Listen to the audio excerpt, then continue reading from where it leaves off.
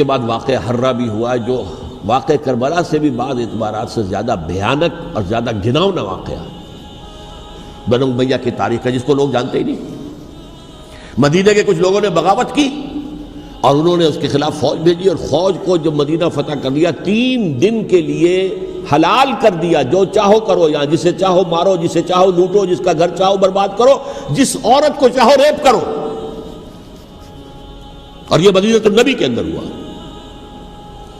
تو کاٹ کھانے والی ملوکیت کے اندر بہت سے واقعات ہوئے۔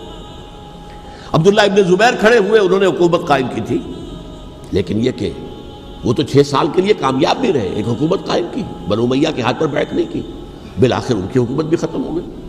پھر حضرت زید کھڑے ہوئے، انہوں نے بغاوت کی، وہ بھی ناکام رہ گئے۔ پھر بنو عباس میں کھڑے ہوئے حضرت نفس زکیہ، حضرت حسن رضی اللہ تعالیٰ عنہ کے اولاد میں سے، وہ بھی ناکام ہو گئے، شہید ہو گئے۔ انہوں نے عوام کو ایسا کھڑا کیا ہے کہ 20,000 سے لے کر 30,000 کے درمیان انسانوں نے جانیں دے دی۔ عورتوں کے جلوس نکلے، شیرخوار بچہ گود میں ہے عورت کے، اور گولی کھا رہی ہے اور مر رہی ہے، گر رہی ہے۔ آپ سوچئے زندگی کتنی عزیز ہوتی ہے، اور شیرخوار بچے کے لیے ماں کی جو زندگی ہے، اس ماں کو اپنی زندگی کتنی عزیز تر ہوگی کہ اپنے لیے نہیں تو اس بچے کے لیے مجھے جینا ہے، لیکن نہیں، گولیاں کھائیں اور گری۔ یہ جذبہ انہی میں ہے۔ واقعہ یہ ہے کہ اہل سنت کے اندر یہ جذبہ نہ ہونے کے برابر ہے۔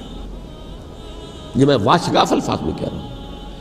پورے عالم اسلام میں صرف شیعہ ایران ایسا نکلا ہے کہ جس نے بادشاہت کا خاتمہ کیا، باقی سعودی عرب میں بادشاہت بیٹھی ہوئی ہے، ڈٹ کر بیٹھی ہوئی ہے۔ اربوں ڈالر کا ایک ایک محل بنتا ہے ان بادشاہوں کا، اور سنی سن ہے، سن، کوئی حرکت نہیں۔ فرش التراب يضمني وهو غطاء کہ وہ ایک شخص کا کارنامہ، وہ یہودی فتنہ گر، وہ روح مصدق کا بروز، ہر تباہ ہونے کو ہے اس کے جنوں سے تار تار۔ اسی طرح وہ عبداللہ ابن سبا یہودی فتنہ گر۔ آج اہل تشیع میں سے بعض حضرات کہتے ہیں کہ یہ عبداللہ ابن سبا یہ تو افسانوی شخصیت ہے، اس کی حقیقت کوئی تھی ہی نہیں، حالانکہ ان کی اپنی کتاب میں رجال کشی کے اندر اس کا ذکر موجود ہے، اور یہ بھی موجود ہے کہ حضرت علی رضی اللہ تعالیٰ عنہ نے اپنے عہد خلافت میں اسے زندہ جلوایا ہے۔ اس کی وجہ کیا تھی؟ یہ آیا مدینے کے اندر اسلام کا لبادہ اوڑھ کر، اس نے چند عقیدوں کی اشاعت شروع کی۔ سب سے پہلے حضرت علی تو خدا ہیں، گاڈ انکارنیٹ، اوتار کا تصور، جیسے ہندوؤں میں ہے رام چندر جی خدا کا اوتار، اور عیسائیت میں بھی پہلے گاڈ انکارنیٹ کا تصور تھا کہ حضرت مسیح خدا کا اوتار ہے، انکارنیشن آف گاڈ۔ تو اس نے کہا کہ حضرت علی تو خدا کا اوتار ہے، خدا ہے۔ نمبر 2، اس نے کہا کہ ہر نبی کا ایک وصی ہوتا ہے جس کے حق میں وہ وصیت کرتا ہے، تو حضور صلی اللہ علیہ وسلم کے وصی حضرت علی ہیں، لہذا خلیفہ تو اول روز سے حضرت علی ہیں، حضرت ابو بکر، حضرت عمر، حضرت عثمان، یہ تو غاصب ہیں، اور حضرت عثمان کی خلافت تھی اس وقت تو خاص طور پر۔ پھر اس نے جو قبائلی عصبیت تھی اسے بھڑکایا۔ پرانی جو عصبیت چل رہی تھی قریش کے اندر، وہ 2 گھرانے ایک دوسرے کے مد مقابل تھے۔ دیکھیے، ایک ہوتا ہے قبیلہ، ایک ہوتا ہے گھرانہ۔ ہمارے پنجاب میں ایک قبیلہ ہے وٹو قبیلہ، اس کے گھرانے بہت سے، مانے کے، لالے کے، سجے کے، شامت کے، یعنی کوئی لالا تھا ان میں سے بڑا، ان کے بیٹے ہو گئے لالے کے، ان کی اولاد، خاندان یہ کہلاتے ہیں۔ قبیلہ ایک، یہ وٹو قبیلہ۔ تو قبیلہ تھا قریش، اس میں گھرانے بہت تھے، بنو ہاشم، بنو امیہ، بنو تیم، بنو عدی، یہ بہت سے گھرانے تھے۔ تو چوٹی کے 2 گھرانے جو تھے وہ بنو ہاشم اور بنو امیہ، ان کے درمیان چپقلش تھی، مقابلہ، مسابقت، اور یہ مسابقت فی الخیر بھی ہوتی تھی۔ اگر انہوں نے غریبوں کو کھانے کھلائے ہیں تو ہم ان سے بڑھ کر کھلائیں گے، اگر وہ حاجیوں کی خدمت کرتے ہیں تو ہم ان سے بڑھ کر کریں گے۔ تو ان کے اندر یہ مسابقت فی الخیر بھی تھی، لیکن چپقلش تھی کہ کوئی ہم سے آگے نہ نکل جائے، وہ سمجھتا تھا وہ آگے نہ نکل جائے۔ اس شخص نے اس پرانی عصبیت کو تازہ کیا کہ حضور تو بنو ہاشم میں سے تھے، لہذا خلافت حق ہے بنو ہاشم کا، یہ غاصب ہے۔ اس سے پہلے 2 خلفاء جو تھے وہ نہ بنو ہاشم سے تھے نہ بنو امیہ سے تھے، حضرت ابو بکر بنو تیم میں سے تھے، چھوٹا قبیلہ تھا۔ حضرت عمر بنی عدی میں سے تھے، وہ بھی چھوٹا قبیلہ تھا۔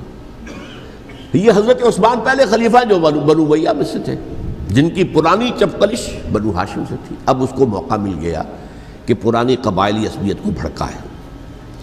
یہ ہے اصل میں اس فتنے کا پس منظر عبداللہ ابن سبا نے جو آ کر پھیلایا ہے، اور اس کی تفصیل میں اس وقت میں نہیں جا سکتا، کیسے یہ فتنہ پروان چڑھا، کیا انہوں نے اسٹریٹجی اختیار کی، کہ یہ کیا کرتے تھے، گروہ بنا کر بھیجتے تھے لوگوں کو، کوفے میں جاؤ تو وہاں پر دمشق کے گورنر کے خلاف اور مصر کے گورنر کے خلاف الزامات لگاؤ، اس نے یہ کیا، وہ غبن کر گیا، وہ یہ کر گیا، وہ خیانت کر رہا ہے، وہ رشتہ داروں کو پال رہا ہے، اور عثمان کے خلاف بھی تقریریں کرو رضی اللہ تعالیٰ عنہ۔ دمشق میں جاؤ تو کوفے کے گورنر کے خلاف، کیونکہ دمشق کے گورنر کے خلاف بات کرو گے تو لوگوں کو معلوم ہوگا کہ یہ جھوٹ بول رہے ہیں، لیکن یہ کہ وہاں تو تم بات کرو کوفے کے گورنر کے خلاف اور مصر کے گورنر کے خلاف اور حضرت عثمان کے خلاف۔ مصر میں جاؤ تو بات کرو کوفے کے اور شام کے گورنر کے خلاف اور حضرت عثمان کے خلاف۔ یہ انہوں نے ایسا اٹھایا، اور اس زمانے میں آپ کو معلوم ہے ذرائع رسل و رسائل تھے نہیں، نہ اس فتنے کی پتہ چل سکا جب تک کہ وہ فتنہ جو ہے پوری طرح برگ و بار لا کر تراور درخت نہیں بن گیا۔ اس کے نتیجے میں حضرت عثمان رضی اللہ تعالیٰ عنہ شہید ہوئے، اور خلیفہ پھر حضرت علی رضی اللہ تعالیٰ عنہ کو انہی سبائیوں نے، جنہوں نے گھیراؤ کیا تھا، جنہوں نے حضرت عثمان کو شہید کیا ہے، یہی حضرت علی رضی اللہ تعالیٰ عنہ کے ارد گرد ہو گئے۔ اور حضرت علی رضی اللہ تعالیٰ عنہ بھی نہیں چاہتے تھے خلافت کی بیعت لینا، لیکن آخر کیا کرتے؟ کیا وہ امت کو بغیر خلیفہ کے چھوڑ دیتے؟ حضرت زبیر سے کہا گیا، انہوں نے نہیں مانا، رد کر دی بات۔ حضرت طلحہ سے کہا گیا، انہوں نے نہیں مانا۔ حضرت علی سے کہا گیا، اب عشرہ مبشرہ میں سے یہی تو تھے نا، لہذا انہوں نے تسلیم کر لیا، خلافت ہو گئی۔ لیکن اس کے بعد جو خانہ جنگی ہوئی ہے، اس خانہ جنگی کے نتیجے میں نوٹ کر لیجئے کہ 1,00,000 کے قریب مسلمان ایک دوسرے کی تلواروں اور نیزوں اور برچھیوں اور تیروں سے ختم ہو گئے، ہلاک ہو گئے۔ یہ ہماری تاریخ کا تاریک ترین باب ہے۔ 5 سال، 4.5 سال حضرت علی کی خلافت کے، اور 6 مہینے حضرت حسن کی خلافت کے رضی اللہ تعالیٰ عنہ۔ اس سے کیا ہوا کہ ایک طرف تو اسلام کی جو توسیع ہو رہی تھی، تھمتا نہ تھا کسی سے سیل رواں ہمارا، وہ سیلاب رک گیا، انٹرنل سیبوٹاج ہو گئی نا، اب تو اندر ہی آپس ہی میں اگر دست و گریبان ہو گئے تو باہر اب کیا توسیع کرتے ہیں، وہ توسیع کا عمل رک گیا۔ اور یوں سمجھیے کہ جیسے ٹرک اگر کبھی چل رہا ہو، بھرا ہوا ہو، لوڈڈ، اور وہ چڑھائی چڑھ رہا ہو، تو اگر کہیں موشن ٹوٹ جائے، ٹرک کو رکنا پڑے، تو ڈرائیور کے جان پر بن جاتی، اس لیے کہ اس کو دوبارہ سٹارٹ کرنا، اور جبکہ وہ چڑھائی پر ہے، انکلائن پر ہے، آسان کام نہیں ہوتا، خطرہ ہوتا ہے وہ پیچھے جو ہے وہ نہ جائے۔ اور پہاڑی علاقوں میں آپ کو معلوم ہے ذرا پیچھے چلے جانے کا مطلب جو ہے بہت خطرناک جو ہے نتیجہ نکل سکتا ہے۔ بہرحال حضرت علی رضی اللہ تعالیٰ عنہ نے اپنے خلافت میں ایک کام یہ کیا، اب اس کی کیا مصلحتیں تھیں یہ تو انہی کے علم میں ہوگا، ہم قیاس کر سکتے ہیں، اور میں اس تک میں نہیں جانا چاہتا۔ ابھی تک خلافت کا مرکز تھا مدینہ منورہ، حضرت ابو بکر، حضرت عمر، حضرت عثمان، وہیں جہاں حضور صلی اللہ علیہ وسلم رہے تھے اور جہاں پر کہ حضور مدفون تھے۔ لیکن حضرت علی نے اپنا مرکز جو ہے وہ کوفہ بنا دیا۔ اچھا، اس کی ایک ظاہری وجہ یہ سمجھ میں آتی ہے کہ اسلام کا جو پھیلاؤ ہو گیا تھا، وہ سلطنت اتنی وسیع ہو گئی تھی کہ مدینہ منورہ بہت جنوب میں اور بڑے صحرا کو عبور کر کے جانا ہوتا تھا۔ کوفہ جبکہ ایسی مقام پر تھا کہ جہاں سے مشرقی راستہ جا رہا ہے ایران کو، عراق کے اندر تو ہے وہ شہر کوفہ، اور پھر ایران اور خراسان اور ہندوستان کو راستہ جا رہا ہے، وہیں سے شمال کی طرف جا رہا ہے، شام کی طرف اور ترکی کی طرف، اور وہاں سے پھر یہ کہ مغربی افریقہ کو بھی کنٹرول کرنا، جو شمالی افریقہ کو وہ بھی آسان تھا۔ بہرحال حضرت علی نے کوفہ کو اپنا مرکز بنایا، اور نتیجہ یہ ہوا کہ سبائیوں کا بھی مرکز وہی بن گیا، چونکہ انہوں نے اپنے آپ کو گردا گرد رکھا حضرت علی کے رضی اللہ تعالیٰ عنہ۔ اب ظاہر بات ہے کسی پرٹیکولر پرسن کے خلاف تو کوئی مقدمہ موجود تھا نہیں، بلکہ جب جنگ جمل ہو رہی تھی، ابھی جنگ نہیں ہوئی تھی، حضرت عائشہ، حضرت طلحہ، حضرت زبیر وہ لے کر آئے تھے لشکر اس مطالبے کے لیے کہ حضرت عثمان کے قاتلوں کو سزا دی جائے، قصاص لیا جائے۔ حضرت علی رضی اللہ تعالیٰ عنہ سے گفت و شنید ہو رہی تھی. حضرت علی جو ہے اس پر آمادہ ہو گئے کہ ٹھیک ہے میں جو بھی قاتلین عثمان ہیں ان کو گرفتار کر کے سزا دوں گا. عین اسی وقت کوفے کی مسجد کے اندر جو ہے 10,000 کا مجمع کھڑا ہو گیا، ہم سب قاتل عثمان ہیں، لو ہم سے بدلہ کہاں سے لوگے. اور انہوں نے کیا کیا، جاتے ہی جنگ چھیڑ دی. جب چھڑ جائے تو یا مرو یا مارو، اس کے علاوہ تو کوئی چارہ کار ہوتا ہی نہیں. ایک رات میں 10,000 مسلمان شہید ہوئے، جن میں 2 عشرہ مبشرہ میں سے حضرت زبیر اور حضرت طلحہ رضی اللہ تعالیٰ عنہ. تو یہ صورت تھی، سبائیوں نے گھیراؤ کیا حضرت علی کا رضی اللہ تعالیٰ. حضرت معاویہ دعوے دار نہیں تھے خلافت کے، قطعاً نہیں. ان کا صرف ایک دعویٰ تھا اور وہ یہ تھا کہ عثمان کے قاتلوں کو گرفتار کرو، یا خود سزا دو یا ہمارے حوالے کرو، ہم اس سے قصاص لیں گے. اس لیے کہ قبیلہ بنو امیہ کا تھا اور حضرت امیر معاویہ بنو امیہ میں سے، تو ایک خاندانی طور پر جو ہے ہم قصاص لیں گے ان سے جنہوں نے قتل کیا ہے حضرت عثمان کو. لیکن یہاں ظاہر بات ہے کہ حضرت علی رضی اللہ تعالیٰ عنہ کی طرف سے مطالبہ یہ ہوتا تھا تم پہلے میری بیعت کرو، میرے ہاتھ مضبوط کرو تاکہ میں ان کے خلاف کوئی اقدام کر سکوں. لیکن انہیں یہ اندازہ تھا کہ اگر میں نے بیعت کی تو ظاہر بات ہے کہ حضرت علی تک پہنچنے سے پہلے مجھے گردن بڑھا دیں گے یہ لوگ، اس لیے کہ سبائی جو ہے وہ آپ کو گھیرے ہوئے. بہرحال ایک عجیب الجھاؤ، ایک ڈائلیما تھا جس کی وجہ سے یہ جنگ چلتی رہی. اور حضرت علی رضی اللہ تعالیٰ عنہ کو انہی کے شیعان علی ہی کے اندر سے وہ جماعت علیحدہ ہوئی تھی جس کو ہم خوارج کے نام سے جانتے ہیں، اور ایک خارجی ملجم ابن ملجم ہی نے حضرت علی کو شہید کیا رضی اللہ تعالیٰ عنہ.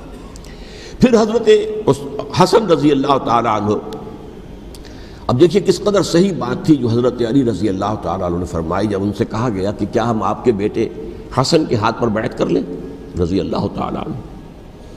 فرمایا نہ میں تمہیں اس کا حکم دیتا ہوں نہ میں اس سے روکتا ہوں، یہ تمہارا معاملہ ہے.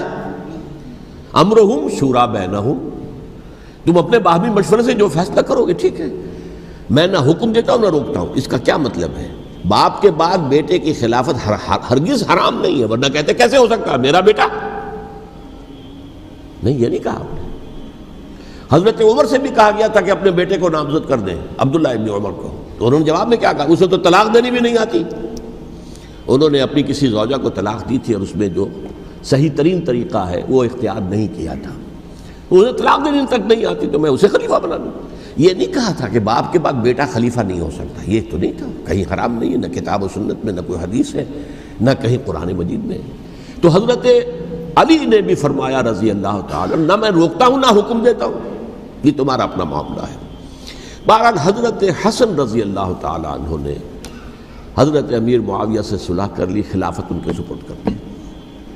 دیکھیے میں حضرت ابوبکر، حضرت عمر، حضرت عثمان، حضرت علی کے ساتھ حضرت حسن کے دور خلافت کو بھی خلافت راشدہ میں سے سمجھتا ہوں. اور تبھی 30 سال پورے ہوتے ہیں اس حدیث کے مطابق کہ حضور نے فرمایا خلافت 30 برس رہے گی پھر ملوکیت آ جائے گی. تو حضرت حسن کا بہت بڑا کارنامہ یہ ہے کہ اس خانہ جنگی کا دروازہ بند کر دیا. اور یہ پیشن گوئی تھی حضور کی صلی اللہ علیہ وسلم حضرت حسن کو، جب بچے تھے حضور کے انتقال سے پہلے، میرا یہ بیٹا مسلمانوں کے 2 گروہوں میں صلح کرائے گا. یہ حضور کی پیشن گوئی تھی، اور وہ پیشن گوئی حضرت حسن کے علم میں بھی ہوگی یقیناً. بہرحال انہوں نے صلح کی حضرت امیر معاویہ کے ساتھ رضی اللہ تعالیٰ عنہ، خلافت ان کے حوالے کر دی اور کچھ شرائط تھیں طے ہو گئی. اللہ خیر صلی اللہ. حضور کی تو یہ پیشن گوئی جو ہے صحیح ثابت ہوئی کہ میرا یہ بیٹا مسلمانوں کے 2 بڑے گروہوں کے درمیان صلح کرا دے گا. اور سبائیوں نے انہیں تانے دیے، یا عار المومنین، اے مومنوں کے لیے موجب عار، موجب شرم تم نے بزدلی دکھائی ہے، تم نے امیر معاویہ کو خلیفہ تسلیم کر لیا، تم نے بزدلی دکھائی. معاذ اللہ ثم معاذ اللہ ثم معاذ اللہ. اب میں کچھ باتیں حضرت امیر معاویہ کے بارے میں کہنا چاہتا ہوں، اس لیے کہ وہاں اس میں نے حضرت معاویہ کے بارے میں یہ تو بہت شدت کے ساتھ کہا تھا، اور میں اب بھی اس پر قائم ہوں اور پوری طریقے سے قائم ہوں. میرا مستقل موقف یہی ہے کہ حضرت معاویہ رضی اللہ تعالیٰ عنہ کے دور خلافت کو ہم خلافت راشدہ میں شامل نہیں سمجھتے، اہل سنت میں سے کوئی بھی نہیں سمجھتا. لیکن اس کے ساتھ میں نے حضرت امیر معاویہ کے کچھ مناقب بھی بیان کیے تھے تاکہ پلڑا جو ہے ترازو کا اس کے دونوں پلڑے سامنے آ جائیں. لیکن یہ کہ وہ حصہ میرے اس بیان کا نکال دیا گیا، ختم کر دیا گیا. یہ میں نہیں جانتا کہ اس میں کیا مصلحت دیکھی گئی ہے. اس میں تو کسی کے لیے کوئی معاملہ ایسا نہیں تھا، کسی کے جذبات کو جو ہے وہ ٹھیس پہنچانے والا.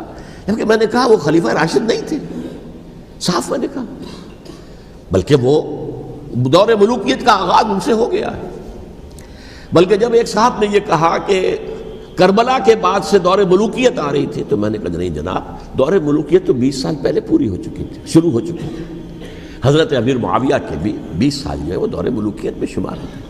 انہیں کسری العرب بھی کہا گیا، عرب کے کسریٰ، جو شہنشاہ ایران کا خطاب تھا، حضرت معاویہ رضی اللہ تعالیٰ عنہ کو کسری العرب کہا گیا، عرب کا کسریٰ یہ. لیکن دوسری طرف یہ ہے کہ وہ صحابی رسول ہیں رضی اللہ تعالیٰ، حضور کے برادر نسبتی بھی ہیں، حضور کے سالے ہیں. ان کی ہمشیرہ ام حبیبہ حضور کی زوجہ محترمہ ہیں، ام المومنین ہیں ام حبیبہ رضی اللہ تعالیٰ عنہ. پھر کس قدر معتمد علیہ تھے حضور کے کہ کاتبان وحی میں شامل تھے. وحی کی کتابت کرنے والے چند لوگ تھے جنہیں کہ حضور کہتے تھے کہ اب یہ آیت لکھ لو. ان میں سے ایک امیر معاویہ بھی رضی اللہ تعالیٰ. تو بڑے توازن کی ضرورت ہے. دیکھیے صحابہ کرام کا جہاں تک تعلق ہے، اہل سنت کا موقف یہ ہے کہ صحابہ کلہم عدول، صحابہ سب کے سب نیک نیت ہیں، اور ان کی روایت جو ہے قبول کی جائے گی، رد نہیں کی جائے گی، ان پر کوئی جرح و تعدیل نہیں ہوگی. اس لیے کہ ان کا تزکیہ محمد الرسول اللہ صلی اللہ علیہ وسلم نے کیا تھا. لہٰذا یہ تو ہو سکتا ہے کہ کسی صحابی سے کوئی خطا ہو جائے، لیکن وہ خطا اجتہادی ہوگی، نیت کی خطا نہیں ہوگی، نیت کی غلطی نہیں ہوگی. اگر کسی صحابی کی نیت پر حملہ کیا جائے تو یہ اصل میں طعن ہے، حملہ ہے حضور پر کہ وہ تربیت دے نہیں سکے اپنے ساتھیوں کو. معاذ اللہ ثم معاذ اللہ ثم معاذ اللہ، وہ تزکیہ کر ہی نہیں سکے. 3 جگہ جو قرآن میں آیا ہے یتلو علیہم آیاتہ ویزکیہم، تو کیا تزکیہ کیا؟ اگر ان کے قریب ترین ساتھی جو تھے، اگر ان کے اندر بھی بدنیتی تھی اور دنیا کی طلب تھی اور دنیا کے اندر اقتدار حاصل کرنے کا جذبہ تھا، تو پھر کیا تزکیہ کیا؟ معاذ اللہ ثم معاذ اللہ. لہذا صحابہ سب کے سب عدول ہیں، اور ان سے اختلاف ممکن ہے، لیکن ان کی نیت پر حملہ نہیں ہو سکتا. تو حضرت امیر معاویہ کی شخصیت ایک چیز ہے، آپ کا دور خلافت دوسری چیز ہے. شخصیت کے اعتبار سے صحابی رسول ہیں، برادر نسبتی ہیں حضور کے صلی اللہ علیہ وسلم.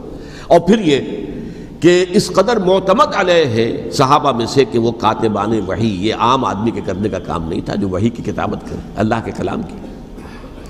البتہ یہ ہے کہ جیسا کہ میں نے عرض کیا، ان کا دور خلافت راشدہ نہیں ہے، وہ ملوکیت کا دور ہے. یہ میں نے جیسا کہ عرض کیا، میں نے ایک صاحب نے جب یہ کہا کہ ملوکیت شروع ہو رہی تھی، میں نے کہا شروع نہیں ہو رہی تھی، ملوکیت تو 20 سال پہلے شروع ہو چکی تھی.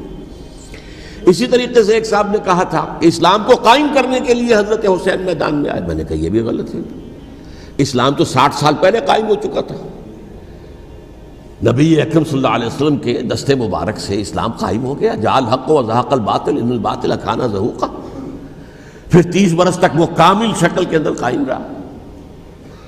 تو اسلام جو ہے وہ جو ہے در حقیقت اب قائم کرنے والی بات نہیں تھی. البتہ اس کے اندر زوال شروع ہو گیا تھا. اس زوال کے عمل کو روکنے کے لیے حضرت حسین میدان میں آئے. یہ ایک چیز کو صحیح تاریخی پرسپیکٹو میں رکھنا. تو جس طرح سے دین کو قائم کرنے کے لیے دیکھیے، قائم تو کیا محمد رسول اللہ صلی اللہ علیہ وسلم والذین معہ رضی اللہ تعالی عنہ، انہوں نے کیا تھا. ہاں اب جو ہے وہ اپنی اس شاندار حیثیت سے نیچے گرنے لگا تھا. وہ میں بعد میں عرض کروں گا کہ میں نے اسے کیا عرض کیا تھا کہ یہ اس زوال کو روکنے کے لیے کسی طریقے سے یہ اپنی اصل حقیقت پہ قائم رہے. یہ حضرت حسین رضی اللہ تعالیٰ عنہ کی سعی تھی. اچھا، حضرت امیر معاویہ کے جو 20 سال ہیں وہ پورے امن، سکون، اطمینان، کوئی جھگڑا، کوئی فساد، کوئی اختلاف، کوئی باہمی فانت جنی، کچھ نہیں. 20 سال. یہ بھی تاریخ کی بڑی چشم کشا حقیقت ہے جو عام طور پر لوگوں کے علم میں نہیں ہے. سبائی بھی دبکے رہے. حضرت امیر معاویہ کی حکومت اتنی مضبوط تھی، کنٹرول، کہ ان کو کچھ سر اٹھانے کا موقع نہیں ملا. موجود تھے، دبکے رہے. جیسا کہ میں نے کہا، ریولوشن کے آخری مرحلے پر آ کر جو مخالفین ہیں وہ دب جاتے ہیں کہ پھر دیکھیں گے، موقع ملے گا تو پھر لیں گے ان سے حساب کتاب. 20 سال رہے ہیں پورے امن کے. 10 سال کے بعد یعنی درمیان میں ہے حضرت امیر معاویہ کا عہد خلافت، ایک صحابی جو کہ بزرگ صحابہ میں سے ہیں، مغیرہ ابن شعبہ رضی اللہ تعالی عنہ، وہ آتے ہیں اور وہ کہتے ہیں کہ دیکھیے امیر المومنین، کتنی بڑی خانہ جنگی رہی تھی مسلمانوں کی آپس میں، اور اب بھی اگر آپ کسی کو نامزد کیے بغیر چھوڑ گئے امت کو تو پھر خانہ جنگی ہو جائے۔ 1 لاکھ اس وقت جو ہے وہ ہلاک ہوئے تھے، نہ معلوم اب کتنے ہلاک، لہٰذا آپ اپنی زندگی ہی میں نامزد کر دیجئے کسی کو خلیفہ، ولی عہد بنا دیجئے۔ حضرت امیر معاویہ نے ابتداءً جو ہے انکار کیا نہیں، لیکن ان کے دلائل ایسے تھے وزنی، اور میں سمجھتا ہوں کہ وہ بات صحیح تھی جو مغیرہ ابن شعبہ نے کہی، اس لیے کہ اب صحابہ کرام میں سے جو کبار صحابہ تھے وہ تو سب دنیا سے رخصت ہو چکے تھے، اب تو یا صغار صحابہ رہ گئے تھے جو حضور کے زمانے میں بچے تھے، حضرت حسن، حضرت حسین، عبداللہ ابن زبیر، یہ بچے ہی تھے نا، یا تو وہ تھے، اور یا بالکل نو مسلم تھے، اور نو مسلموں میں بڑی تعداد وہ تھی جو ایرانیوں کی تھی، شامیوں کی تھی، ادھر کی تھی، ادھر کی تھی، تو ان کو تو ظاہر بات ہے کہ تربیت نبوی سے کیا خلافت راشدہ سے بھی اکثر و بیشتر کو کوئی حصہ ملا ہی نہیں۔ تو اس صورت میں اب وہ اعلیٰ ترین معیار پر حکومت کے نظام کو قائم کرنا ممکن نہیں ہے۔ کوئی قبائلی عصبیت جب تک حکومت کی پشت پر نہیں ہوگی، حکومت مستحکم نہیں ہوگی۔ یہ گویا کہ ایک جس کو کہتے ہیں کہ حقیقت بینی، واقعیت پسندی، ایک آئیڈیلزم ہے اور ایک ریئلزم ہے کہ آپ فیکٹس آن دی گراؤنڈ کو غور کریں، سوچیں اس کے اوپر اور پھر کوئی فیصلہ کریں۔ اس اعتبار سے پھر حضرت امیر معاویہ نے بات مان لی اور بیعت لے لی لوگوں سے حضرت یزید کے لیے کہ یہ خلیفہ ہوں گے میرے بعد، اس کو ولی عہدی کہتے ہیں۔ اچھا، اس وقت 5 افراد ایسے تھے کہ جنہوں نے اس سے اختلاف کیا، یہ بات بہت اہم ہے۔ میرا کتابچہ ہے سانحہ کربلا، اس کے کچھ نسخے آج یہاں ہوں گے، آپ لوگ پڑھیے اسے غور سے اور پھیلائیے تاکہ حقیقت سامنے آئے۔ 5 افراد کون تھے جو ہونے چاہیے؟ ابو بکر فوت ہو گئے، ان کے بیٹے عبد الرحمن ابن ابی بکر، عمر فوت ہو گئے، ان کے بیٹے عبداللہ ابن عمر، عباس فوت ہو گئے، ان کے بیٹے عبداللہ ابن عباس، زبیر فوت ہو گئے، ان کے بیٹے عبداللہ ابن زبیر، اور حضرت حسن جو ہے ان کا انتقال ہو چکا تھا، حضرت علی کے بیٹے حضرت حسین رضی اللہ تعالی عنہ اجمعین۔ حضرت حسن کے بارے میں ایک فریق کا کہنا یہ ہے کہ انہیں زہر دے کر ہلاک کیا گیا، اہل تشیع کا قول یہ ہے، جبکہ اہل سنت کہتے ہیں کہ نہیں، وہ اپنی جو بھی طبی موت تھی اس سے ان کی وفات، لیکن میں اس میں نہیں جانا چاہتا، اس لیے کہ یہ مائکرو ہسٹری جو ہے نا، وہ تو ایک ایک واقعے کے لیے ادھر کی روایات کیا، ادھر کی کیا ہیں، ان کے پاس کیا دلائل، یہ تو کسی ریسرچ اسکالر کا موضوع ہے، میرا موضوع نہیں ہے۔ لیکن بہرحال یہ 5 حضرات تھے جنہوں نے ولی عہدی کی بیعت نہیں کی، لیکن حضرت معاویہ اتنے حلیم الطبع انسان تھے، انہوں نے جبر نہیں کیا، کوئی تشدد نہیں کیا۔ ٹھیک ہے، ولی عہدی کی بیعت نہیں کر رہے، کوئی بات نہیں، میری بیعت تو کی ہوئی ہے نا، ابھی تو میں زندہ ہوں، بات ختم ہو گئی، میری بیعت کو تو نہیں توڑا انہوں نے، فسخ بیعت نہیں کی۔ اس اعتبار سے انہوں نے نہ کوئی تشدد کیا، نہ جبر کیا، نہ کوئی مواخذہ کیا۔ لیکن جب امیر معاویہ کا انتقال ہو گیا، اب ولی عہدی کی بجائے وہ اب خلافت کی بیعت ہوئی، سب لوگوں نے بیعت کر لی۔ ان 5 میں سے ایک فوت ہو چکے تھے، حضرت عبد الرحمن ابن ابی بکر فوت ہو چکے رضی اللہ تعالی، 4 تھے، ان 4 میں ایک اختلاف ہوا۔ 2 کی رائے یہ تھی، عبداللہ ابن عمر، عبداللہ ابن عباس، کہ اگرچہ یہ کام غلط ہوا ہے، اسلام کی روح کے منافی ہوا ہے، یہ بادشاہت کی بنیاد پڑ رہی ہے، لیکن یہ بات ایسی نہیں ہے کہ اس کی بنا پر ہم خانہ جنگی شروع کروا دیں، امت کے اندر خون خرابہ کروائیں، فساد کروائیں، لہذا انہوں نے بیعت کر لی۔ اب کوئی اگر یہ کہے معاذ اللہ کہ وہ بک گئے تھے یزید کے ہاتھوں، معاذ اللہ ثم معاذ اللہ، وہی بات آپ اختلاف کر سکتے ہیں کہ انہیں نہیں کرنی چاہیے تھی، یہ کوئی رائے رکھے، مجھے اختلاف نہیں، لیکن ان کی نیت پر حملہ کریں گے تو حملہ محمد رسول اللہ پر ہوگا صلی اللہ علیہ وسلم۔ عبداللہ ابن عمر کون ہیں؟ کتنی حدیثیں ان سے جو ہے وہ منقول ہیں۔ عبداللہ ابن عباس کون ہیں؟ جنہیں حضور نے جو ہے جن کے لیے دعا کی تھی، اے اللہ فقہہ فی الدین وعلمہ التاویل، اے اللہ اس نوجوان کو دین کا فہم عطا کر اور قرآن کی تعویل اور تفسیر کا علم عطا کر، حبر الامہ کہلاتے ہیں۔ وہ کہیں پیسوں اور ٹکوں کے عوض بک جانے والے نہیں تھے، انہوں نے امت کی مصلحت دیکھی، نیت جو ہے اس پر حملہ نہ کیجیے، البتہ اختلاف کا حق آپ کو حاصل ہے۔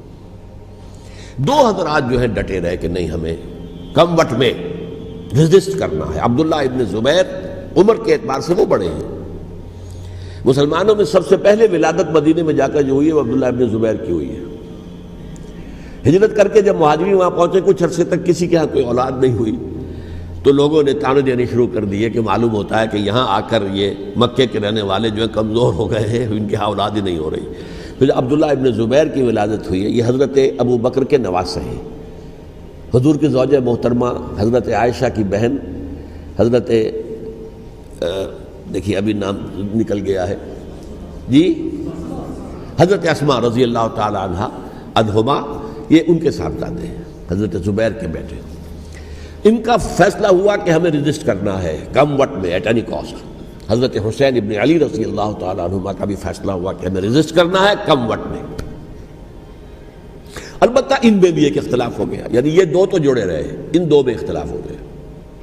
عبداللہ ابن زبیر کا کہنا یہ تھا کہ ہمیں حجاز میں رہنا چاہیے، یہ سرزمین ہے جس میں نبوت کی برکات سب سے زیادہ ہیں، یہاں ہم مضبوط قلعے کے اندر ہیں، ہمیں یہاں سے جو ہے رجسٹ کرنا چاہیے اور ختم کرنا چاہیے اس نظام کے اندر جو خرابی آ گئی ہے اس کو۔ حضرت حسین رضی اللہ تعالیٰ عنہ کے پاس خطوط کا تانتا بنا ہوا تھا، کوفے سے لوگ خط لکھ رہے تھے، آئیے آئیے آئیے، ہم آپ کے ہاتھ پر بیعت کریں گے، ہم آپ کے ہاتھ پر بیعت کریں گے، ہم آپ کے ہاتھ پر بیعت کریں گے۔ یہی وہ کوفہ جو حضرت علی کا دارالخلافہ رہا تھا اور جو پھر صبائیت کا گڑھ بن گیا تھا۔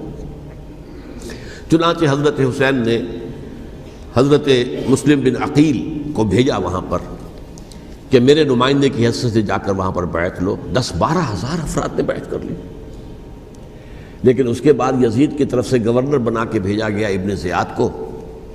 ابن زیاد نے آ کر جو تشدد کیا اور سختی کی تو سب کے سب بیعت توڑ کر اور سب منحرف ہو گئے۔ مخلصین تو وہ تھے نہیں، الکوفی لایوفی، کوفی جو ہے وہ تو کوئی وعدہ وفا کرنے والا ہوتا ہی نہیں، بیعت توڑ دی۔ فمن نقص فانما ينقص على نفسه، بیعت کے بعد بیعت توڑ دینا بہت بڑا گناہ ہے، توڑ دی۔ ادھر اطلاع مل گئی حضرت حسین کو، چل چکے تھے وہ، راستے میں تھے کہ وہاں تو مسلم بن عقیل شہید ہو گئے اور سب لوگوں نے بیعت توڑ دی۔ اب واپس جانا چاہتے تھے، لیکن مسلم بن عقیل کے بیٹے جو ہے اڑ گئے۔ یہ عرب کی اپنی ایک جو ہے پرانی ان کی حمیت اور ان کا قبائلی نظام کہ اب ہم اپنے والد کے خون کا قصاص لیے بغیر نہیں جائیں گے۔ حضرت حسین رضی اللہ تعالیٰ عنہ کی مروت اور شرافت کہ یہ میرا ساتھ دینے کے لیے آئے تھے، اب میں ان کا ساتھ نہ دوں تو یہ تو شرافت اور مروت کے خلاف ہے۔ کہا اچھا چلو چلتے۔ وہاں جا کر بھی عین اپنے میدان کے اندر بھی حضرت حسین رضی اللہ تعالیٰ عنہ نے 3 چیزیں پیش کی ان کوفیوں کے لشکر کے خلاف۔ سب سے بڑا لشکر کے اندر سب سے بڑے تو کوفی تھے جنہوں نے بیعتیں کی ہوئی تھی حضرت حسین کے ساتھ۔ دیکھو مجھے جانے دو واپس حجاز کی طرف، یا مجھے سرحدوں پر بھیج دو تاکہ میں کافروں کے ساتھ جنگ کرتے ہوئے اپنی جان دے دوں، یا مجھے یزید کے پاس جانے دو، میں اپنا معاملہ اس سے طے کر لوں۔ لیکن کوفیوں کو یہ گوارا نہیں تھا۔ اگر یہ یزید کے پاس پہنچ گئے تو ہمارا کچا چٹھا بیان کر دیں گے کہ مجھے تو ان لوگوں نے ورغلا کر بلایا تھا۔ اس لیے کہ دیکھیے حضرت امیر معاویہ کے 20 سالوں کے دوران میں بتا چکا ہوں، ان کی حکومت اتنی مستحکم تھی کہ اس کے خلاف کوئی فتنہ اٹھانا ممکن نہیں تھا۔ اب چونکہ ایک چینج اوور ہوا تھا، اور چینج اوور میں آپ کو معلوم ہوتا ہے کہ ایک جس کو کہتے ہیں every thing is in the melting پاٹ، ابھی تو یہ درمیان کے اندر معاملہ ہے، تو انہیں موقع ملا، سر اٹھایا حضرت حسین رضی اللہ تعالیٰ عنہ کو، جو خطوط لکھے جس کے کہ تھیلے کے تھیلے اور بوریوں کی بوریاں بھری ہوئی حضرت حسین کے ساتھ تھی، وہ کہا کہ آئیے ہم آپ سے بیعت کریں گے۔ انہوں نے نہیں مانا، اور اصل میں حضرت حسین کے قاتل وہ کوفی ہیں، وہ بزدل، وہ منافق جنہوں نے بیعت کر کے بیعت توڑی، اور اب وہ آ گئے کہ اگر یہ حسین رضی اللہ تعالیٰ عنہ بچ کر کہیں یزید کے پاس پہنچ گئے تو پھر ہمارا کچا چٹھا جو ہے وہ سامنے آ جائے گا اور ہماری پھر شامت آ جائے گی۔ لہذا انہوں نے قتل کیا حضرت حسین کو رضی اللہ تعالیٰ۔ ایک بات جو علامہ ڈاکٹر قلب صادق نے فرمائی، اور میرے علم میں یہ بات پہلے نہیں تھی، وہ یہ کہ حضرت حسین کے قتل کا فتویٰ ایک بہت بڑے مفتی نے دیا تھا۔ یہ بات بھی ذرا سمجھ لیجیے، حضرت حسین رضی اللہ تعالیٰ عنہ کے قتل کا فتویٰ ایک بہت بڑے مفتی نے دیا تھا۔ کیوں دیا تھا؟ اس لیے کہ حضور کی احادیث موجود ہیں کہ جب ایک شخص کی ایک خلیفہ کی بیعت ہو جائے تو دوسرا اگر کھڑا ہو تو اسے قتل کر دو، کھلی حدیث۔ اسی لیے ایک بہت بڑے مفسر بھی ہیں، فقیہ بھی ہیں، قاضی ابن العربی رحمۃ اللہ علیہ۔ ایک ابن عربی ہیں الف لام کے بغیر، ابن عربی، وہ بہت بڑے صوفی ہیں، فلسفی ہیں، اندلس کے ہیں۔ یہ قاضی ابن العربی ہیں جنہوں نے قرآن کی ایک تفسیر لکھی ہے اس اعتبار سے کہ صرف ان آیات کی تفسیر جن سے کہ فقہی احکام جو ہیں ان کا استنباط ہوتا ہے۔ یہ دو تفسیریں اس طور سے لکھی گئی ہیں قرآن مجید کی، احکام القرآن ان کا نام ہے دونوں کا، جن میں سے ایک جو ہے قاضی ابن العربی کی ہے۔ ان کا ایک جملہ نقل ہوتا ہے، قتل الحسین بسیف جدہ، حسین قتل ہو گئے اپنے ہی نانا کی تلوار سے۔ وہ تلوار کیا تھی؟ جب کسی کی بیعت ہو چکی ہو پھر کوئی کھڑا ہو مدعی خلافت، قتل کر دو۔ میرے نزدیک حضرت حسین مدعی خلافت نہیں تھے، یہ بات اس وقت سامنے لوگوں کے نہیں آئی، بلکہ حکومت نے یہ باور کرا دیا کہ یہ تو باغی ہے، یہ مدعی ہے خلافت کے۔ انہوں نے تو دعویٰ نہیں کیا خلافت کا، وہ تو صرف اس عمل کو روکنے کے لیے میدان میں آئے تھے۔ اور اس بات کو اچھی طرح سمجھ لیجئے کہ اس وقت تک یہ جو تصور آج ہمارے پاس ہے کہ ریاست علیحدہ ہے، حکومت علیحدہ ہے، state of Pakistan, we are loyal to the state of Pakistan, ہم ریاست پاکستان کے وفادار ہیں، گورنمنٹ آف پاکستان کے وفادار نہیں ہیں۔ We are not loyal to the government. Government تو کبھی بے نظیر کی تھی، ہم اس کے خلاف تحریک چلا رہے تھے، یا کبھی کسی اور کی تھی اس کے خلاف تحریک چل رہی ہے، یا کبھی ضیاء الحق کی تھی اس کے خلاف تحریک چل رہی ہے۔ گورنمنٹ کو بدلنا تو عوام کا حق ہے، آج، اس وقت نہیں تھا۔ اس وقت ریاست اور حکومت کا کوئی فرق نہیں تھا، لہذا جو حکومت سے اختلاف کرے گویا کہ باغی ہے۔ یہ ہے اصل میں وہ پیچیدہ مسئلہ کہ کیوں کسی مفتی نے فتویٰ دے دیا، اس لیے کہ اس وقت تک ریاست اور حکومت کا فرق واضح نہیں تھا دنیا پر۔ یہ تو ابھی کوئی 100-150 سال کی بات ہے کہ آج ہمارا جو پولیٹیکل سائنس کا ایولیوشن ہوا ہے وہ اسٹیج تک پہنچ گیا ہے کہ اسٹیٹ علیحدہ ہے، حکومت علیحدہ ہے۔ حکومت تو اسٹیٹ کے 3 آرگنز میں سے ایک آرگن ہے، ایڈمنسٹریشن حکومت کی ہے، جوڈیشری ہے اور لیجسلیچر ہے، 3 آرگنز ہیں بڑے بڑے، ان میں سے ایک ہے۔ تو حکومت کو بدلنا تو عوام کا حق ہے، چاہے وہ ووٹ کے ذریعے بدلے، چاہے ایجیٹیشن، اگر پرامن ایجیٹیشن ہے اس سے حکومت کو بدلنے کا حق حاصل ہے دستوری طور پر ہر اعتبار سے۔ اس وقت یہ نہیں تھا، لہذا صورتحال یہ بن گئی کہ حکومت وقت نے باور کرا دیا مسلمانوں کو، ورنہ سوچئے نواسۂ رسول کو قتل کرنا کوئی آسان کام تھا؟ آخر سب کلمہ گو تھے کہ نہیں تھے؟ کلمہ گو تو تھے نا، اور حضور سے عقیدت اور محبت میں کمی، لیکن یہ کہ فتویٰ اگر ایک بہت بڑے مفتی کا، جو کہ حضرت علامہ ڈاکٹر قلب صادق صاحب نے فرمایا، مجھے اس مفتی کا نام بھی معلوم نہیں، کہ ایک مفتی ہی کا فتویٰ تھا وہ، جس کے بنا پر اب ان لوگوں نے حضرت حسین کو قتل کیا، اور یہی وجہ ہے کہ انہوں نے پھر خیموں کو بھی آگ لگا دی۔ وائی؟ حالانکہ دیکھیے اگر دشمنی کا انتقام ہوتا تو حضرت علی بن حسین جو بیمار تھے، جو بعد میں زین العابدین رحمۃ اللہ علیہ کے نام سے پھر یہ اہل تشیع کے چوتھے امام معصوم ہیں، حضرت علی، حضرت حسن، حضرت حسین، اور پھر حضرت علی بن حسین زین العابدین رحمۃ اللہ علیہ، کیا ان کو بھی قتل کر دیتے؟ حضرت حسین کی نسل ہی ختم ہو جاتی، لیکن نہیں کیا۔ آگ کیوں لگائی؟ آگ اس لیے لگائی کہ وہ جو ڈاکومنٹری پروف ہے ہماری غداری کا یزید کے خلاف حضرت حسین کو جو ہم نے دعوت دی، وہ جو ڈاکومنٹری پروف خطوط کی شکل میں موجود ہے وہ ختم ہو جائے، ڈسٹرائے ہو جائے۔ اس کے لیے انہوں نے خیموں میں آگ لگائی۔ بہرحال یہ ہے تاریخی پس منظر، یہ اسی سبائی فتنے کا تسلسل ہے جس نے سب سے پہلے حضرت عثمان کی جان لی رضی اللہ تعالیٰ عنہ۔ 5 سال تک مسلمانوں میں خانہ جنگی رکھی، حضرت علی کو پھر شہید کیا، اور اس کے بعد جو ہے 20 سال حضرت امیر معاویہ کے تو سر نہیں اٹھا سکے، لیکن پھر جب ایک چینج اوور ہو رہا تھا تو اس وقت انہوں نے موقع غنیمت سمجھا کہ اب کھڑے ہو جاؤ اور اب دوبارہ ایک فتنہ جو ہے اس کو امت کے اندر پیدا کر دو۔ اچھا، اس معاملے میں ایک بات جو میں نے وہاں کہی کہ ہمارے ہاں شاعرانہ جو مبالغہ آمیزی ہے، یہ میری گفتگو کا حصہ انہوں نے حذف کر دیا ہے، اور میں نے ایک سنی شاعر بہت بڑے عالم جن کے حوالے سے آج بھی میری تقریر ہوگی خالق جناح ہال میں، مولانا محمد علی جوہر کے ایک شعر کے حوالے سے کہا کہ قتل حسین اصل میں مرگ یزید ہے، اسلام زندہ ہوتا ہے ہر کربلا کے بعد۔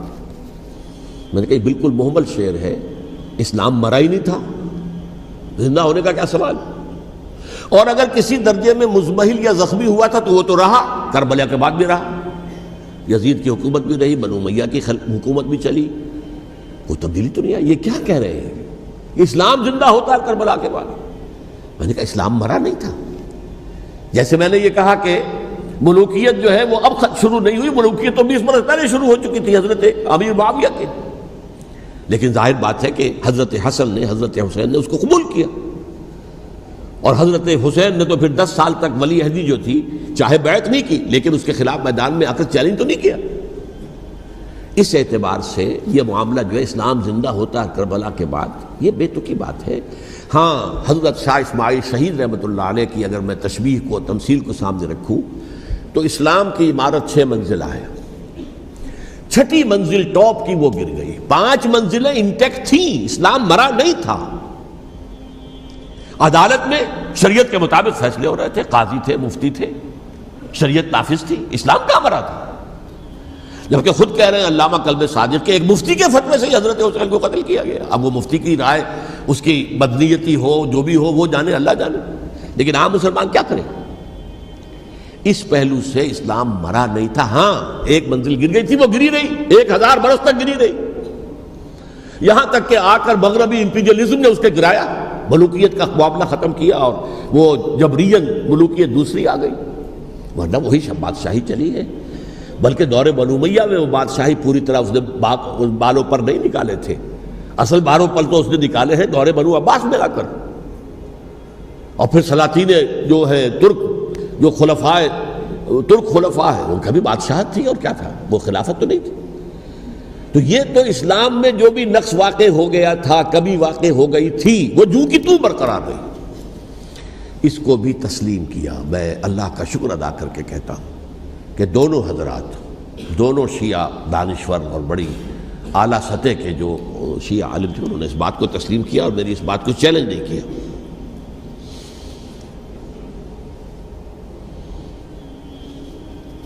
اصل میں تیسری بات میں نے یہ کہی کہ دیکھیے حضرت حسین رضی اللہ تعالی عنہ کی اس شہادت کے بعد، اس کے بعد واقعہ حرہ بھی ہوا، جو واقعہ کربلا سے بھی بعض اعتبارات سے زیادہ بھیانک اور زیادہ گھناؤنا واقعہ ہے، بنو امیہ کی تاریخ ہے جس کو لوگ جانتے ہی نہیں۔ مدینہ کے کچھ لوگوں نے بغاوت کی اور انہوں نے اس کے خلاف فوج بھیجی، اور فوج کو جب مدینہ فتح کر لیا، 3 دن کے لیے حلال کر دیا، جو چاہو کرو، یہاں جسے چاہو مارو، جسے چاہو لوٹو، جس کا گھر چاہو برباد کرو، جس عورت کو چاہو ریپ کرو، اور یہ مدینہ النبی کے اندر ہوا ہے۔ تو کاٹ کھانے والی ملوکیت کے اندر بہت سے واقعات ہوئے۔ عبداللہ ابن زبیر کھڑے ہوئے، انہوں نے حکومت قائم کی تھی، لیکن یہ کہ وہ تو 6 سال کے لیے کامیاب بھی رہے، ایک حکومت قائم کی، بنو امیہ کے ہاتھ پر بیعت نہیں کی، بالآخر ان کی حکومت بھی ختم ہو گئی۔ پھر حضرت زید کھڑے ہوئے، انہوں نے بغاوت کی، وہ بھی ناکام رہ گئے۔ پھر بنو عباس میں کھڑے ہوئے حضرت نفس زکیہ، حضرت حسن رضی اللہ تعالیٰ عنہ کے اولاد میں سے، وہ بھی ناکام ہو گئے، شہید ہو گئے۔ پھر یہ سمجھ لیا گیا کہ اب یہ جہاں تک 6ٹھی منزل ہے وہ تو دوبارہ تعمیر نہیں ہو سکتی، یہ تو جس کی لاٹھی اس کی بھینس، جس کے پاس طاقت ہوگی اس کی حکومت ہوگی، جس کا قبیلہ زیادہ قوی ہوگا، جس قبیلے میں زیادہ عصبیت ہوگی، مضبوط ہوگا، متحد ہوگا، طاقتور ہوگا، اسی کی حکومت ہوگی۔ البتہ اس کے نیچے لوگوں کے اخلاق کی اصلاح کرو۔ صوفیاء کرام نے وہ کام اپنے ذمے لیا، اور بالکل وہی کام ہے کہ جو ائمہ اہل بیت کرتے رہے۔ حضرت حسن کی اولاد میں پھر حضرت علی بن حسین رضی اللہ تعالی، حضرت حسین کی اولاد میں، پھر امام محمد باقر، امام محمد جعفر صادق، اور اس کے بعد بھی 5 اور، کسی نے بغاوت نہیں کی۔ جیسے علماء کرام کام کر رہے تھے اور جیسے صوفیاء کرام کام کر رہے تھے، ایسے ہی وہ مسلمانوں کی علمی تربیت، روحانی تربیت و تزکیہ کر رہے تھے، کسی نے حکومت کو چیلنج نہیں کیا۔ نوٹ کر لیجیے اس بات کو۔ حضرت علی نے بھی چیلنج نہیں کیا تھا، حضرت حسن نے چیلنج نہیں کیا، خود صلح کر لی۔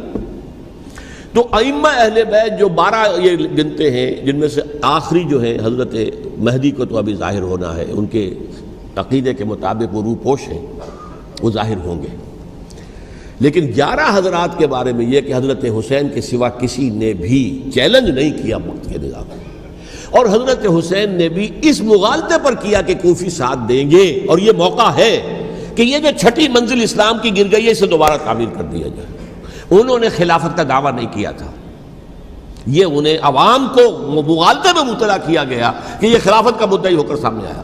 جیسا کہ میں نے آپ سے کہا تھا، امیر معاویہ نے حضرت علی کے عہد خلافت میں کبھی خلافت کا دعویٰ نہیں کیا، مدعی خلافت نہیں تھے وہ تو یہ کہتے تھے کہ قاتلان حسین جو ہے، قاتلان عثمان کو سزا دو، قصاص دو، بس۔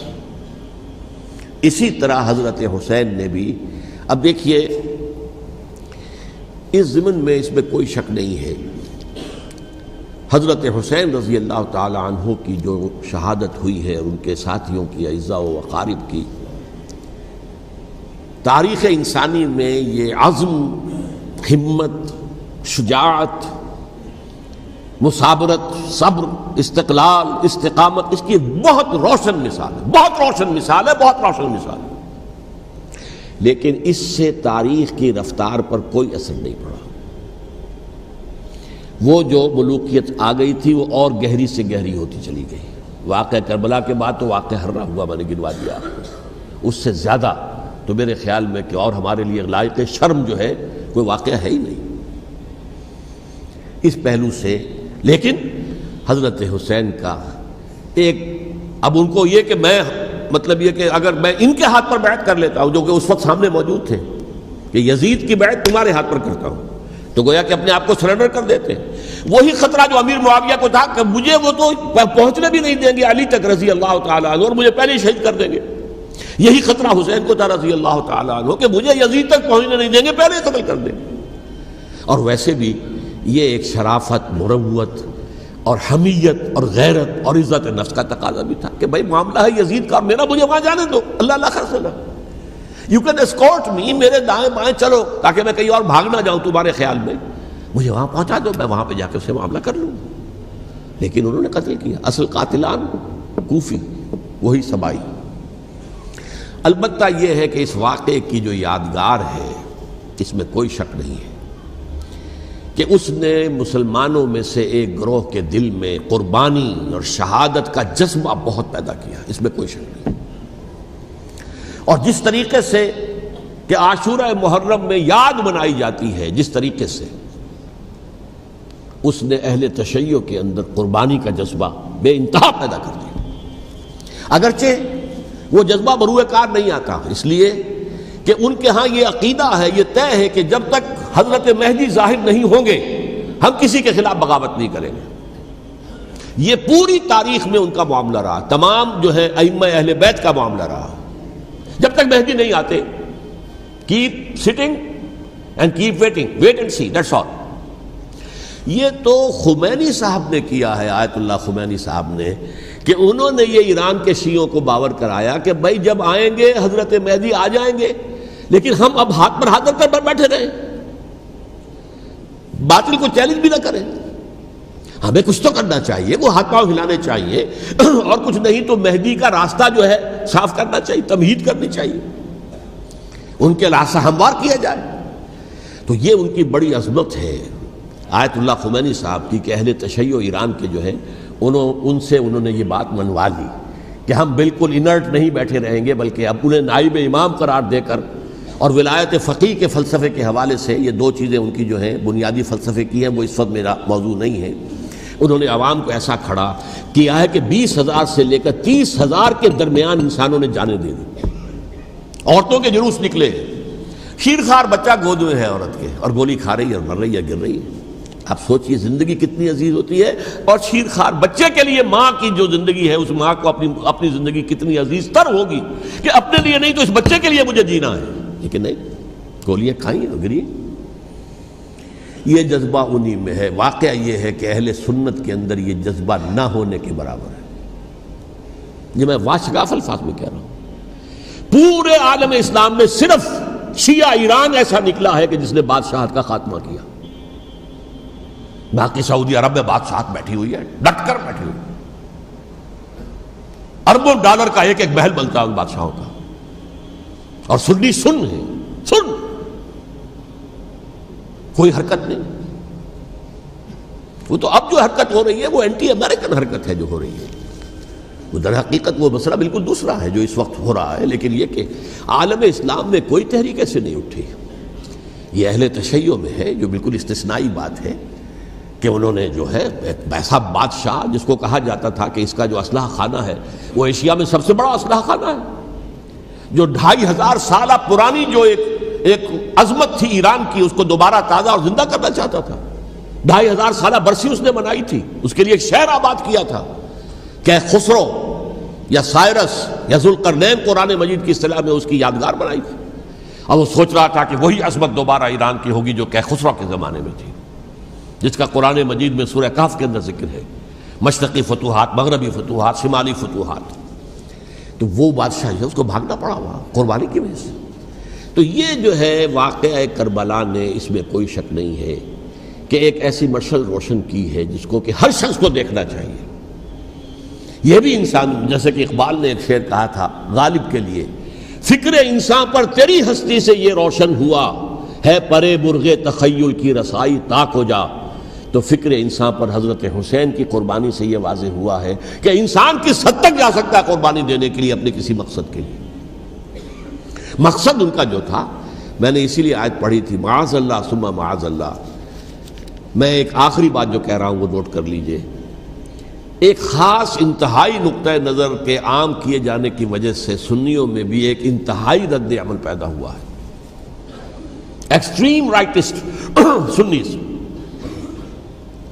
اگر ایک طرف سے حملہ کیا گیا ہے حضرت عثمان کی نیت پر، ان کو خیانت کا الزام لگایا گیا، ان پر اقربا پروری کا الزام لگایا گیا، حضرت ابو موسیٰ شریف پر خیانت اور غداری کا الزام لگایا گیا. یہ ساری چیزیں اگر صحابہ کرام کے اوپر ہوئی ہیں، امیر معاویہ پر، امیر اور عمرو بن العاص پر، تو جواب میں کچھ لوگ کھڑے ہو گئے. حضرت علی وہ اقتدار کے طالب تھے، معاذ اللہ ثم معاذ اللہ ثم معاذ اللہ. یہ اہل سنت کا موقف نہیں ہے. حضرت حسین اقتدار کے طالب تھے، ہرگز نہیں، ہرگز نہیں، ہرگز نہیں. وہی اصول جو میں نے بتایا تھا سب کے لیے لاگو رہے گا. وہ امیر معاویہ کے لیے ہے تو حضرت علی کے لیے بھی، حضرت حسین کے لیے بھی ہے. یہ نیک نیت ہے. آپ ان کی کسی رائے سے اختلاف کر سکتے ہیں لیکن ان کی نیت پر حملہ نہیں کریں گے. نیت پر حملہ کریں گے آپ کا ایمان بالرسالت جو ہے وہ مجروح ہو جاتا ہے. یہ رسول کے ساتھ بھی ہے. رسول نے ان کا تزکیہ کیا، یتلو علیہم آیاتہ ویزکیہم، اس کا سارا عمل محمد کا کیا ہوا ہے صلی اللہ علیہ وسلم. تو صحابی کے معاملے میں یہ ہمارے ہاں ان کو اہل سنت جو ہیں، جو معتدل مزاج کے، اور اکثریت ان کی، یہ تو چند لوگ ہیں ذرا قلم چلا لیتے ہیں تو ان کی بہت سی کچھ چھوٹی چھوٹی کتابیں بھی شائع ہو گئی ہیں بہت، لیکن انہیں اہل سنت نے قرار دیا ناسبی یا خارجی. جیسے خوارج نے کہا تھا حضرت علی بھی کافر ہیں اور حضرت امیر معاویہ بھی کافر ہیں، حضرت عمرو بن العاص بھی کافر ہیں، معاذ اللہ ثم معاذ اللہ. ایسے ہی کچھ لوگ حضرت حسین پر بھی الزام لگاتے ہیں کہ اقتدار کی ہوس اور طلب کے اندر انہوں نے یہ سارا سفر کیا تھا، اور بس یہ ہے کہ وہ جو بازی تھی وہ ہار گئے. اللہ اللہ خیر صلی اللہ، اس سے آگے کیا ہے معاملہ؟ نہیں، معاذ اللہ ثم معاذ اللہ. اسی لیے میں نے آیت آج جو پڑھی تھی ایک اور جو بہت بظاہر آپ کو معلوم ہوئی ہوگی، غیر متعلق ہے میرے آج کے عنوان سے، تلک الدار الآخرۃ نجعلھا للذین لا یریدون علوا فی الارض ولا فسادا. یہ سورہ قصص کے آخری آیات میں سے. دیکھو یہ آخرت کا گھر جو ہے وہ ہم خاص کر دیں گے ان لوگوں کے لیے جو اس زمین میں اپنے اقتدار کے طالب نہیں ہوتے. زمین میں اقتدار کے طالب ہوگے فساد ہو جائے گا. تم بھی طالب، میں بھی طالب، جھگڑا ہوگا، لڑائی ہوگی، دنگا ہوگا، فساد ہوگا. تلک الدار الآخرۃ نجعلھا للذین لا یریدون علوا فی الارض ولا فسادا، جو لوگ زمین میں اپنے اقتدار کے طالب اور اس کے نتیجے میں فساد پیدا کرنے والے نہیں ہیں، ان کے لیے ہم نے آخرت کا گھر خاص کیا ہے۔ والعاقبۃ للمتقین، اور عاقبت جو ہے، انجام کار، آخرت جو ہے وہ تو متقیوں کے لیے ہے۔ اسی میں آئیں گے سب صحابہ کرام، خواہ وہ حضرت علی ہے رضی اللہ تعالیٰ عنہ، اور خواہ وہ حضرت امیر معاویہ ہیں، حضرت عثمان ہیں رضی اللہ تعالیٰ عنہما، خواہ حضرت حسن ہیں، حضرت حسین ہیں رضی اللہ تعالیٰ عنہما، خواہ عبداللہ ابن زبیر ہیں، خواہ عبداللہ ابن عباس ہیں، خواہ عبداللہ ابن عمر ہیں رضی اللہ تعالیٰ عنہم اجمعین۔ اس اصول کو سامنے رکھ کر اختلاف آپ کر سکتے ہیں کسی سے بھی، لیکن کسی کی نیت پر حملہ کریں گے تو اصل میں آپ کا ایمان بالرسالت مجروح ہو جائے گا۔ علی کو نبی اکرم صلی اللہ علیہ وسلم نے اپنا نائب بنا کر چھوڑا تھا جب غزوہ تبوک میں جا رہے تھے مدینے میں۔ حضرت علی نے کہا بھی کہ مجھے آپ عورتوں کے ساتھ بٹھا کے جا رہے ہیں۔ فرمایا تمہارا مقام میرے ساتھ وہی ہے جو موسیٰ کے ساتھ ہارون کا تھا۔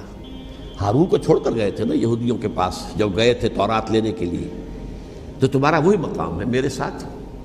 تو یہ حضرت علی ہیں رضی اللہ، ان کے بارے میں میرا، ان کی کیا عظمت میری نگاہ میں۔ تو یہ 3 کتابچے ہیں، مجھے نہیں معلوم تیسرا یہاں ہے یا نہیں ہے، بہرحال آپ لوگوں کو ریکمینڈ کر رہا ہوں کہ ان کا مطالعہ کریں۔ اب یہ کہ آخری بات یہ کہ اصل ہمارے کرنے کا کام کیا ہے۔ دیکھیے کیوں نہیں کیا کسی نے بھی خروج کا معاملہ، وہ میں واضح کر چکا ہوں، بغاوت نہیں کی۔ کیوں؟ ایک تو ریاست اور حکومت میں فرق نہیں تھا، ذرا کھڑا ہو اور وہ باغی قرار پائیں گے، واجب القتل ہو جائیں گے، فتوے کی زد میں آ جائیں گے، یہ معاملہ تھا۔ اور دوسرے یہ کہ عمارت پوری گری نہیں تھی، ایک منزل گری تھی نا۔ آج ہم کہاں کھڑے ہیں؟ پوری عمارت گری ہوئی ہے، نہ شرعی عدالتیں ہیں، نہ شرعی فیصلے ہیں، نہ احکام الہی نافذ ہیں، نہ حدود اور قصاص کے معاملات، کچھ بھی نہیں۔ ہمارا فرض کیا ہے؟ حضرت حسین کی مدح کرتے رہیے، تعریف کرتے رہیے، صحابہ کرام کی مدح کرتے رہیے، مدح صحابہ، اس کے لیے مجلسیں قائم ہو رہی۔ بھائی کر کیا رہے ہو؟ تھے تو آبا وہ تمہارے ہی، مگر تم کیا ہو؟ ہاتھ پر ہاتھ دھرے منتظر فردا ہو۔ تلک امۃ قد خلت لہا ما کسبت ولکم ما کسبتم۔ وہ تو ایک امت تھی جو چلی گئی، اللہ کے ہاں پہنچ گئے، جو کچھ انہوں نے کمایا وہ ان کے لیے، تمہارے لیے نہیں ہے۔ تمہارے لیے وہ ہوگا جو تم کماؤ گے۔ ہمارے لیے راستہ اب یہی ہے کہ خلافت راشدہ کے مکمل نظام کو اثر نو قائم کرنے کے لیے منہج انقلاب نبوی کو اختیار کریں۔ میری کتاب اس پر، کیسٹس اس پر، آڈیو کیسٹس، ویڈیو کیسٹس، سی ڈیز، نہ معلوم ڈی وی ڈی، سب کچھ موجود۔ سیرت النبی پر تو میں عرض کر چکا ہوں، فلسفہ سیرت النبی سمجھنا ہے تو میری کتاب پڑھیے، ورنہ سیرت النبی آپ پڑھ لیں گے، واقعات معلوم ہو جائیں گے، فلسفہ سیرت سامنے نہیں آئے، اس کا آپ مطالعہ کریں گے میری کتاب سے۔ اور دوسرے یہ کہ یہ خلافت قائم کرنے کے لیے جو جد و جہد ہم کر رہے ہیں، تحریک خلافت پاکستان جس کا میں داعی ہوں ادنا سا، وہ تنظیم نہیں ہے، میں اس کا امیر نہیں، وہ ایک تحریک ہے۔ جیسے تحریک پاکستان کہلاتی تھی جس کی تنظیم تھی مسلم لیگ، پارٹی کا نام مسلم لیگ تھا، لیکن تحریک پاکستان۔ اس طرح تحریک خلافت پاکستان وہ ہم نے چلائی ہے تنظیم اسلامی کے تحت۔ یہ خلافت جب پہلی چلی تھی آج سے 84 سال قبل، نومبر 1921 میں خالد دینہ ہال میں وہ مقدمہ چلا تھا، جس کے نتیجے میں بڑے بڑے جو لیڈر تھے ہمارے، مولانا محمد علی جوہر اور مولانا حسین مدنی اور مولانا ابوالکلام آزاد، ان سب کو 2 سال کی قید کی سزا سنائی گئی تھی، بغاوت، مقدمہ بغاوت، یہ خالد دینہ ہال۔ اسی میں سن 91 یا 92 میں میں نے 3 دن تقریریں کی تھیں، جن میں آج سے پھر میں 3 تقریریں کرنے والا ہوں، ایک آج شام کو، ایک کل شام کو رات 9 بجے، آج بھی کل بھی، ایک پرسوں اتوار کی صبح کو 10 بجے ہے کیا 11 بجے۔ تو ان میں آپ حضرات شرکت فرمائیں، تاکہ اصل جو ہمارے کرنے کا کام ہے، تاریخ کو بھی سمجھنا چاہیے، تاریخ کے عوامل کیا ہیں، کیا پس پردہ عوامل کار فرما تھے، کیا کسی شے کی اصل حقیقت ہے، وہ سمجھنا چاہیے۔ لیکن یہ ہے کہ اس اعتبار سے میں نے جب یہ لفظ استعمال کیا تھا اس مذاکرے میں، لپ سروس، کہ یہ ہم صرف لپ سروس کرتے رہے، مدح کے بیان کرتے رہے، منقبت بیان کرتے رہے، حضور کی نعتیں کہتے رہے، اس سے تو بات نہیں بنے گی جب تک کہ وہ فرض منصبی شہادت علی الناس کا جو ہمارے ذمے ہے بحیثیت امت محمد صلی اللہ علیہ وسلم اس کو ادا نہ کریں۔ مجھے خوشی ہے کہ اس کی بھی تائید دونوں حضرات نے کی۔ ہاں یہ لپ سروس کا معاملہ ہے، اللہ تعالی حضرت حسین کے نقش قدم پر چلتے ہوئے، بلکہ اصل میں تو ہمارے لیے اسوہ رسول ہے محمد صلی اللہ علیہ وسلم کا، اس پر چلتے ہوئے ہم پاکستان میں اسلام کا نظام خلافت قائم کرنے کی جد و جہد کریں۔ اقول قولی ھذا واستغفر اللہ لی ولکم ولسائر المسلمین والمسلمات۔